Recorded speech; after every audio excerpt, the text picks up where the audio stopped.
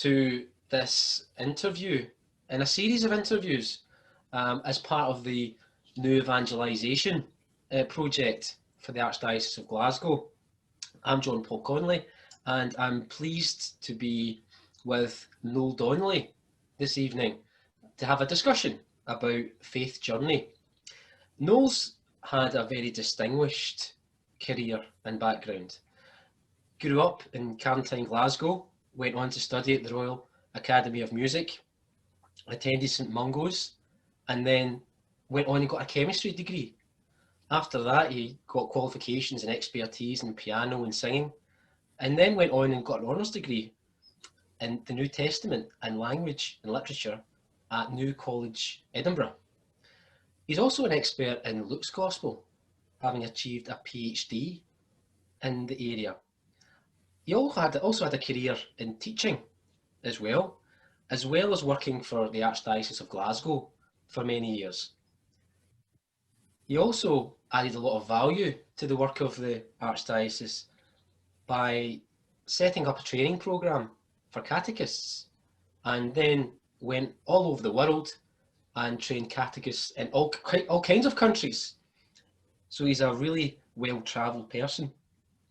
He was the Director for Adult Faith Development at the Archdiocese of Glasgow, and he also, in a very distinguished way, composed music for 2 papal visits, and then was recognised for his contribution to the Catholic Church and to music by being awarded the Knight of St Gregory last year, which is something that's a real achievement because they don't just dish these things out. These are very, very distinguished recognitions, and rightly so, for Noel's service to the Holy See and to the Catholic Church. He's also a director for St Mungo's Singers, which his wife Kathleen established or co-established 50 years ago. So Noel's a very busy man and a very distinguished person and a very all-round good man, and it's really my pleasure to be here to ask him some questions this evening. So Noel, welcome. Thank you very much, and a happy feast day. It's the Feast of St John Paul today, so there you are. Highly so you should be an expert on the big things you did, the Catholic Catechism. You got that going, and canon law. I'm sure you're an authority in canon law. I'm not. All those things you said there, that's the outside of the cup, and the inside is what we're trying to talk about tonight. Absolutely, absolutely. Well, thank you, Noel. Just as an opening question for you, where does your faith come from? You've been a Catholic for all your life. Where did it come from, your faith? Well, like many people, it's come from being born with lovely parents. 1932, I was baptised, and it's a wee thing, 2 things that come from that. Every morning when I'm having a shower, that water, I take a wee bit of it and I bless myself and thank God for, this sounds awful pious, but I thank God for baptism and for Father Trainer and Father Cassidy and so on that were involved at that time. Yeah, and there are a couple of wee germs that stay with me very much from that. My father always made the sign of the cross when he passed the Catholic Church as a sign of the Blessed Sacrament there. And that's a wee thing I've tried to keep going. And also in those times, there was a great devotion growing for St Therese, linked with Carfin. And I start each day lighting a wee candle. I'll show you a wee one of those things for St Therese and ask her to help us. Fantastic. So that's where it came from, a Catholic family. And how has faith shaped your life? So you've obviously had a teaching career, you've had an academic career, you've published a lot of work, you've trained catechists. Would you say that your faith has driven all of your life decisions? Well, what you're getting is me just now and what it'll be in the future. But in the past, there's a guy called Westerhoff linked our faith growth to cutting across a tree trunk. And there's something at the centre, and then you get a bit older and from infancy you become an adolescent, and you conform, and then you rebel, and then midlife you get a searching faith, and that has never stopped me. And eventually you surrender. That's what I'm doing. I would take me as I am. It's your passion comes through, Noel. And I was just wondering about the faith journey that you've been on. At some point, you decided to study Luke's Gospel, and I was just wondering, what was it about Luke's Gospel that attracted you academically? I think principally because it was an ecumenical gospel. I've worked in ecumenism a lot, and Luke was a great bridge builder, and he took sources like Mark's Gospel and the sayings of Jesus and his own material and material that he got from the women, and he shaped them into Jesus as a great bridge builder. Yeah, that's great. And in terms of, you went on to a career in teaching as well, or perhaps that was before your PhD. Yeah. But what was it you liked about teaching, about the faith? What was it that really attracted you to teach others?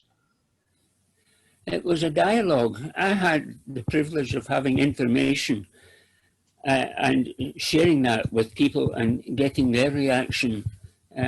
So it was Duns Scotus said, Lord, help us to understand what we believe. That's a great saying. Yes. And so that has motivated me a lot to try and understand, with the help of God, what we're believing. Yeah.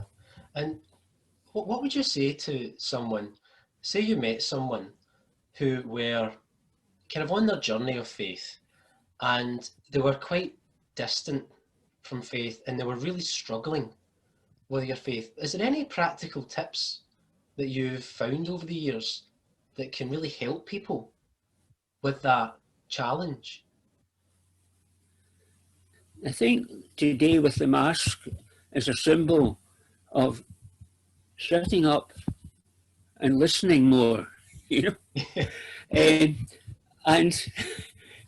to take time in a quiet place, preferably in a church if you like, but just to think, am I the centre of the universe, or is there more? Is there God around? Is the Spirit around? Was there a historical person called Jesus who rose from the dead, and people gave witness to him and gave their lives, and it's kind of that person and the next person and the next person, right through to where we are today. Yeah. It's just that amazing love and power of God to come into our particular universe with a different kind of universe, a parallel universe, a universe of the Spirit, where you see God face to face, where there's grace, where there's love, where your parents have gone if they've died. It's just to get into that wonderful set of things. I think what I'm picking up from what you're saying is that there's a lot of noise in our life, and there's a lot of noise out there. And sometimes finding the opportunity for quiet and contemplation can actually be quite a benefit in some senses. Is that kind of what you're saying? Yeah, it's getting off the rat race and just being quiet. It's a great world to get into, but to start with, this person, Jesus, was raised and people died to support him and carry on his story. Yeah. And also a key component part of a faith life is prayer. Now, prayer's different for everyone, isn't it? And we all have different ways to pray and routines around prayer. Yeah. What's yours, Noel? What kind of insights can you give us to your prayer life? Gosh, I'm no expert in that, but I know that I feel there are two big areas. There's adoration and there's thanksgiving, and try and hold on to those two. Adoration, thinking of the enormity of the power of God describing all those universes and things, and thanksgiving, counting our blessings, and particularly sitting in and listening to the Eucharist and partaking of the group there, and see how a group thanks God. My one little routine is every morning, if you want to hear it anyway, I put on a little lamp, that little lamp of St. Therese. If you see that. Lovely. Because I got her from my father. That carving was a great thing way back then. And then half asleep, I'd try and say the prayer of the church, and that is the morning prayer of the church. And a lot of it doesn't make a lot of sense to me, but I feel I'm with a big mob of good people that are trying to do the same thing. So there's a sense of unity. And the prayer of the church. And then I go down for my shower and kind of remember the baptism. And then being old, 88 years old, and being free, I'm able to go to Mass and get into the day after that, finishing it with Vespers and Compline, again, just trying to round off the day. But there's a sense of, I'm not just myself, I have a sense of God carried with me, more than the words. Thanks for that, Noel. And I'm just thinking about, about why be a Catholic as opposed to something else. And so I guess one of my questions is, what's the best thing, do you think, about being a Catholic? Being in a growing Christ-centered community. Not that others aren't. As I say, I've worked in ecumenism, but my own experience is it's a great community. And there's a presence of, as Vatican II, the liturgy document, paragraph 7 says, there's 5 real presences, and one of them is the community. The others are sacraments, and of course the Eucharist, and the priests celebrating, and so on. But it's being part of a living, praying community that is very much involved with justice and peace and healing where possible. Yes. I was just wondering about the community of faith dimension, because I very much agree with you. I think that's a fantastic aspect of the church. In what ways do you think the COVID pandemic and the lockdown and all of that, to what extent has that had an impact on you in terms of that community dimension? You say the same prayer every morning, makes you feel part of a faith group, and you're not with people all the time when you do that. But obviously, during the lockdown, it was difficult to get to Mass. Well, you couldn't really get to Mass, and it became quite difficult. In what ways did that affect you, Noel? Or did you feel that you came through it okay? It was a terrible thing, and you ask God why, but what's brought out for me is the kindness of people, the neighbours. The neighbourhood is really helping one another, sensitive to one another. And we're praying to get through it. And I pray, Father, you said if we ask in Jesus' name, you will get us through this. So I'm asking you in Jesus' name, get us through this. One of the things, and this is my final question for you, you were pleased to hear that it could be a difficult question, or it could be an easy question. Depends on whether you've thought about it or not. If you're in a position where you could sit down with God, actually be literally with him, what would you like to ask him? Take me as I am. Yes. Yeah. It's a hymn, it's a song, I don't know if you know it, but sometimes yeah. And that's it. And so, that's it. Jesus was a friend of sinners, so I hope he's a friend of me. I'm sure. I know he is.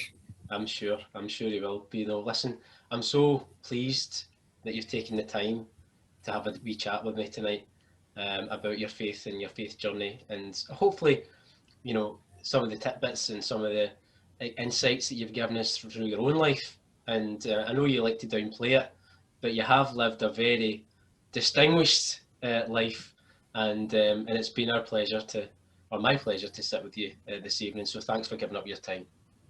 Thank you for what you're doing. God bless.